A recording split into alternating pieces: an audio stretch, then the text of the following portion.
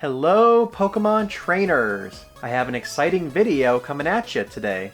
With Pokemon Go Fest coming up fast, I'll be bringing you tips over the next couple weeks to help you prepare. We'll be starting things off with today's topic, how to manage your Pokemon storage.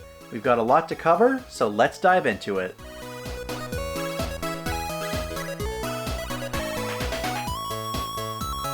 Good morning everyone! I hope you're all having a fantastic day and enjoying the start of the July 4th weekend. It's been a minute since I last made a video, and let me just say it's been a weird time to say the least. But now I'm rested, refreshed, and ready to bring you guys some more exciting Pokemon content.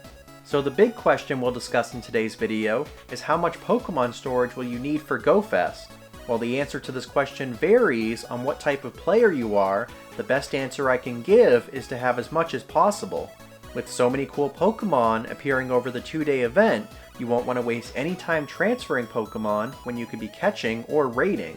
Of course you can buy more storage, but that costs 200 Pokecoins a pop. So if you are a free-to-play trainer or you want to minimize space upgrades, we'll be going through some alternative methods to help you free up storage. We'll start the discussion with how I manage my Pokemon storage, and then I'll provide a few general tips at the end of the video.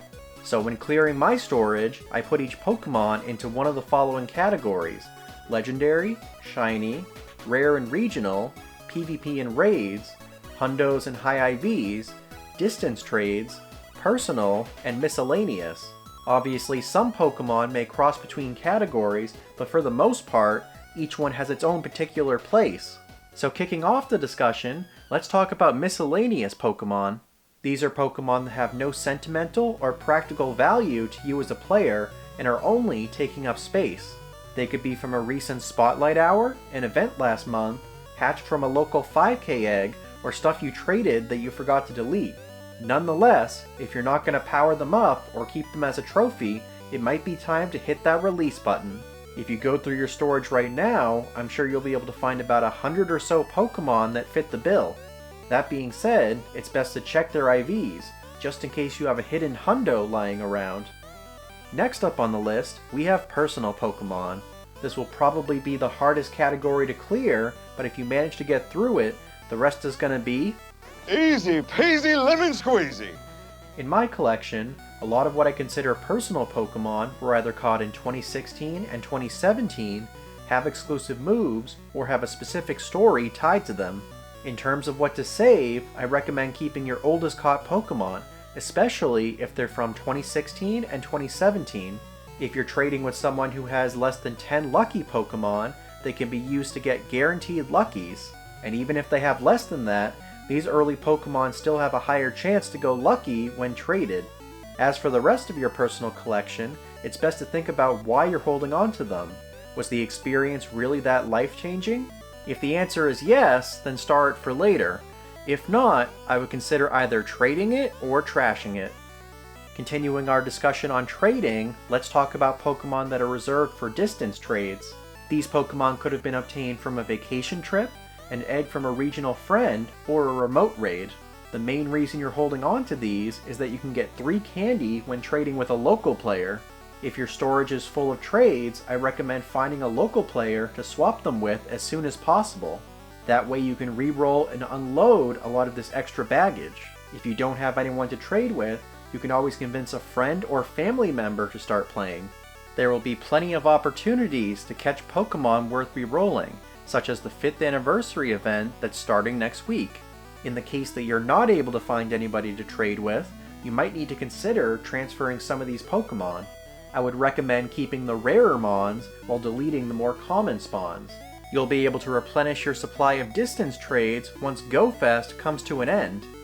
Now that we've discussed some of the random Pokemon and trophies, let's jump into some of the more usable Pokemon, starting with High IVs and Hundos.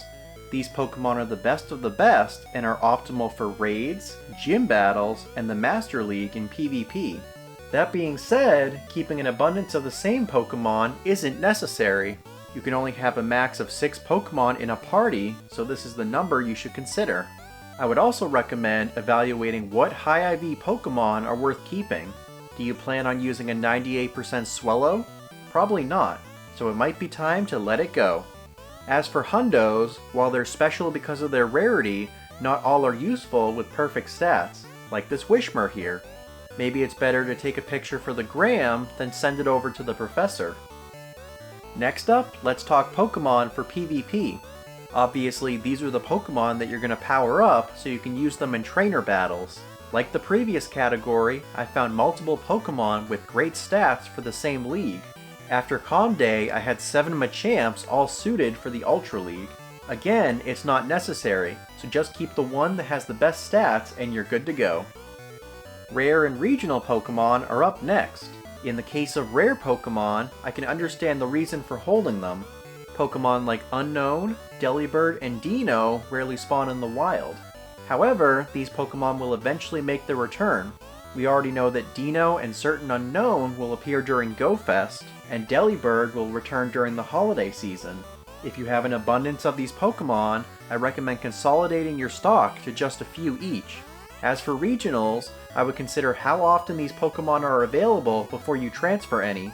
The Kanto regionals are only available during special occasions, whereas Solrock, Lunatone, Volbeat, and Illumise seem to rotate each year.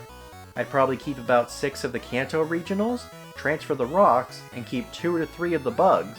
While these Hoenn regionals have switched for 2 events, it's uncertain when the next one will take place.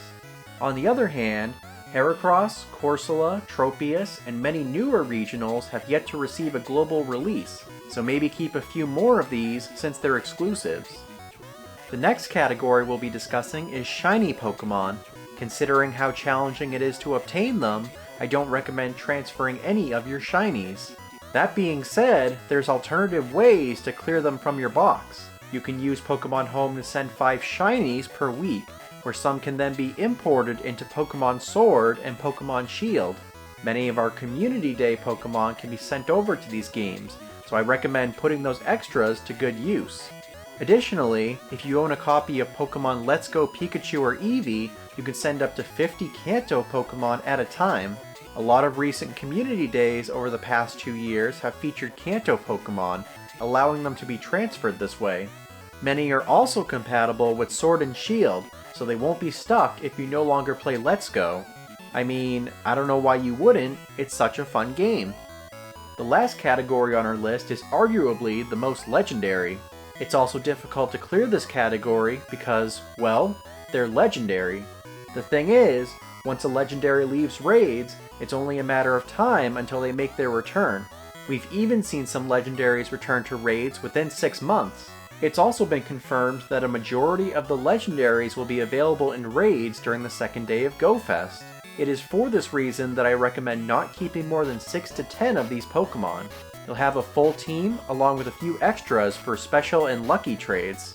Like the shinies previously, if you don't wish to transfer your legendaries, you can always add them to Pokemon Home or Let's Go if they're in the Kanto decks. So that's about it for the categories to help you organize your Pokemon to make transferring easier. Now, here are a few additional tips to help with those transfers as well. My first tip is to name or tag Pokemon you're transferring.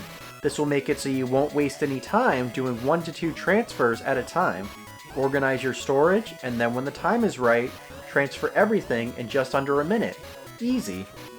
My next tip is to make use of double transfer spotlight hours.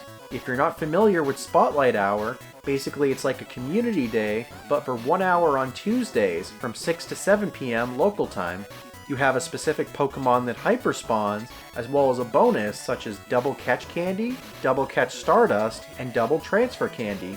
In terms of the Double Transfer bonus, we have one scheduled for the Tuesday following Go Fest. While this won't help with prepping for Go Fest, it'll help consolidate your collection after the event while obtaining more candy. My final tip is to make use of search filters. Filters are an excellent way to comb through specific Pokemon in your storage. For example, to find any Pokemon that I forgot to transfer after trading, I'll use the filter of Traded, 0, 1, 2, 3, and exclamation mark shiny. This way, I can see all non-shiny and non-hundo Pokemon I've traded and can mark or transfer them accordingly. I'll have a link with other helpful filters in the description below. Alright, so that about wraps up our Pokemon storage management video. But stay tuned, because next week we'll be talking about item storage. Also, if there's any strategies that you use to clear Pokemon storage or ones that I missed, feel free to post them in the comments below. And if you found this video helpful, consider giving it a thumbs up and hitting that subscribe button. One last announcement for the day, our next giveaway for US trainers is officially underway. Leave a comment with what you're most looking forward to at GoFest, and you'll be entered to win one of two $10 Google Play or Apple Store gift cards. And for an additional entry, comment on our channel update video with what type of content you'd like to see in the future. I can't wait to see your responses. So until then, thank you all so much for watching, I hope you have a great day, and I will see you all in the next video. Take care.